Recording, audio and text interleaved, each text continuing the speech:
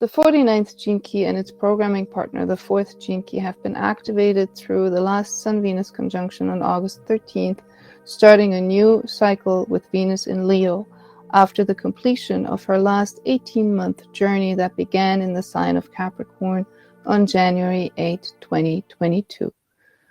The shadow of reaction, the gift of revolution, and the city of rebirth of the 49th gene key works hand in hand with the shadow of intolerance, the gift of understanding, and the city of forgiveness of the 4th gene key. The 49th gene key encompasses 18.52 to 24.30 degrees of Aquarius,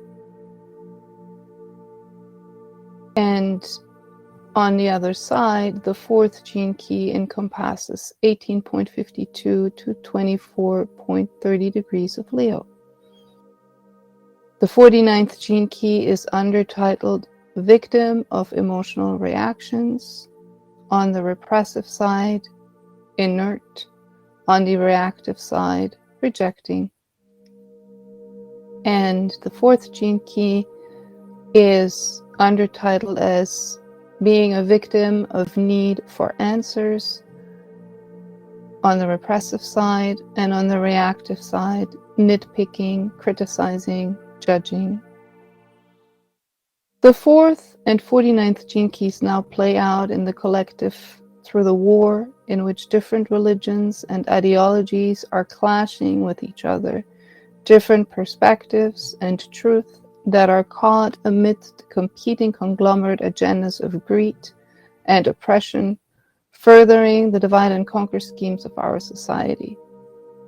The following is an excerpt from the 49th gene key taken from the book The Gene Keys, Embracing Your Higher Purpose by author and visionary Richard Rudd. The war that is currently raging across the world stage between the newly emerging global consciousness and the old traditional tribal ways is largely due to a collective mutation taking place within this 49th gene key. There are those who are sensitive to life and those who are not, and the gap between the two genetic groupings is ever widening. It is important to see clearly that there are insensitivities on both sides of the fence. The global consciousness can be highly insensitive to the tribal and vice versa. The social, political, and economic issues tied to this 49th shadow are extremely complex. One reason is that the shadow is also responsible for our most ancient spiritual beliefs and customs. And at another section, Richard Rudd speaks about the shadow of reaction, saying that it is what enables people to feel emotionally disconnected from others, which is an illusion, but that this disconnect enables people to kill. It is out of our ability to kill that our most basic need for spirituality has arisen. The very principles, totems, and taboos of our tribal societies have evolved through the way we justify the killing of others. All these issues arise from our reaction to the other. Reaction is key. One tribe reacts to another out of its emotional tribal identity, and the result is a war. And this is again taken from the 49th gene key. So now everything is coming to light. In this war especially, everything is seen. The emotional disconnect that was hidden is coming to the surface now at this crucial time. Humanity must rise now to the occasion to counter the divide and conquer. While the media focus on anti, we, the people, must focus on the pro-peace, one soul. The media will try to convince us of the inherent duality of the conflicts, leading us further into complexity, but many people are now showing up as one rising global consciousness, and we need to amplify that. Energy flows where attention goes. Remove our attention from the divide and conquer narratives. At its source, all reaction comes from a one-sided subjective belief founded upon the assumption of good and evil. And this is again a quote from the 49th gene key. As long as you see your own people as good and others as evil, you remain a prisoner of the 49th shadow. According to many spiritual teachings, good and evil are always in some way in balance throughout all realities, time and space. In other words, through personal, ancestral, and collective karma. Perpetrators will be victims in another lifetime. Victims will be perpetrators, oppressors oppressed, and so on and so forth. Let's repeat that. As long as we see us as good and others as evil, we remain a prisoner of the 49th shadow. This statement shatters the traditional moralistic perception of humanity and beckons us to see humanity as one organism, having a fractal experience. It supposes that we can reconnect into this unity consciousness and birth a corresponding reality by giving up the idea of good and evil altogether. How dare we? If we see that there is justice in absolutely everything, as horrible as it might seem, it is in the end an illusion, a smokescreen. We are here to remove ourselves from the frequency fence of the shadow of the illusion of separation collectively, so that all suffering can finally end. Astrology in general, and the inherent wisdom of the gene keys in particular, help us to see each other more as biochemical, astro-spiritual beings, fractals, a hologenetic gene pool that encompasses all of humanity. Cells of the same organism with different functions. There are many layers of division, and when we see through the religious, racial, societal, and cultural divide, we realize that the division itself creates this awakening. Let's ponder this. If everything is energy and we look at the frequency of our emotions, we may realize that we live under the spell of a global frequency fence that keeps us collectively in the lower range of emotions, that uses war, divide and conquer, fear and terror to keep us prisoners of these shadow frequencies.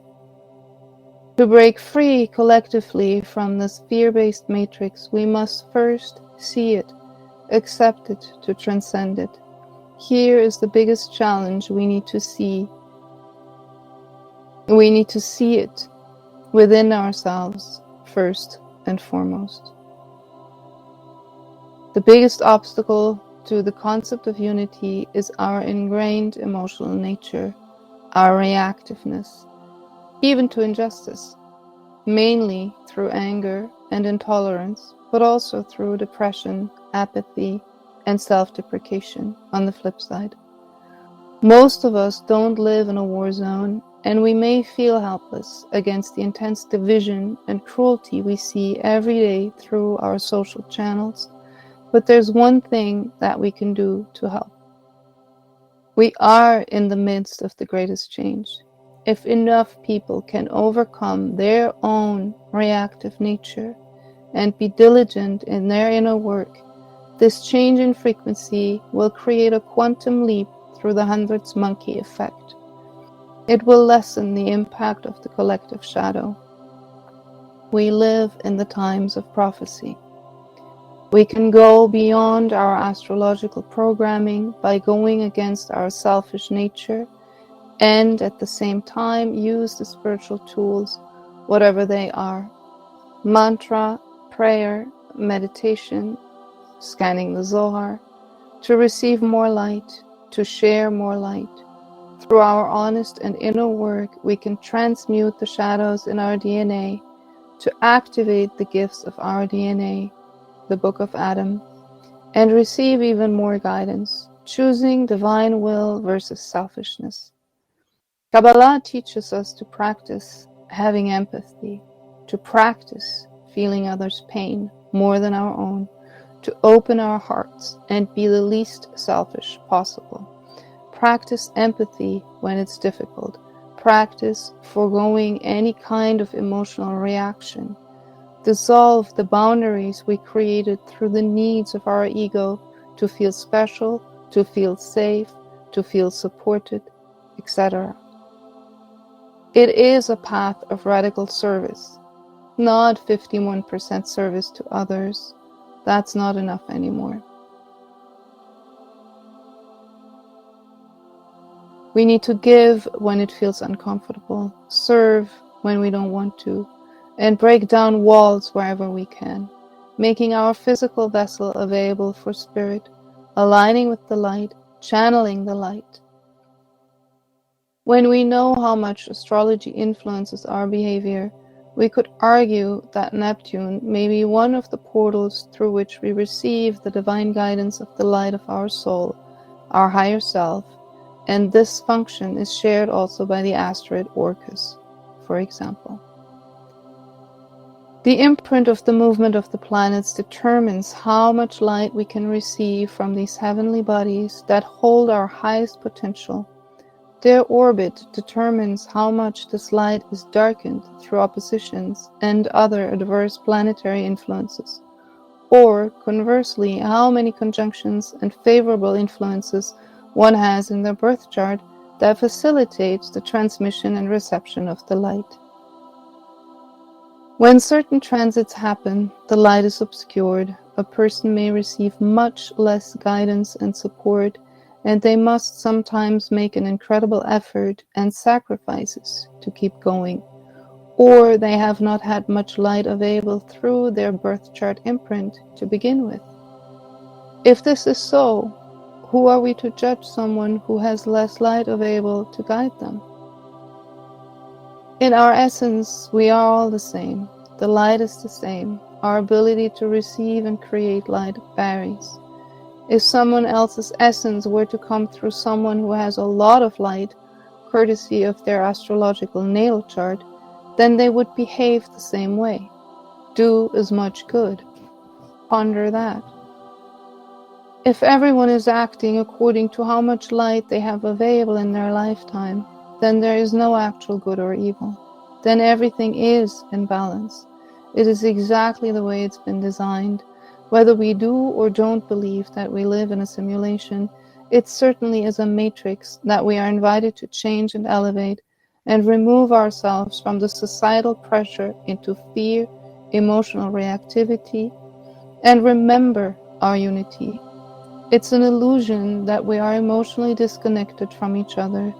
The more we can awaken our hearts, the more the global frequency fence will lift. My theory is that since we all are under the spell, we can lessen its global impact through our individual work by transforming our nature into one of total service to our community, in our smaller and bigger spheres of influence, and through that change in attitude, we create change for the whole. This is the biggest paradox we're here to learn. It's not easy, but we know that we are here to learn to love. We are here to be pro-humanity, but we need to activate the shadow of separation and disconnect so that we can finally see it, accept it, and transmute it. But we always need to start with our inner work first. Radical service to others. We have to go through this 49th shadow right now. We need to see the shadows in the collective, but also within ourselves, so that we can now embody the proverbial bridge from the Sabian symbols. The moon during the last lunar eclipse on October 29th was at Taurus 5-6, a bridge being built across a gorge. We truly are that bridge. This energy signature helps us to make this leap. This is the ascending consciousness that wants to go back into unity consciousness, and that brings with it a massive outpouring of desire for peace.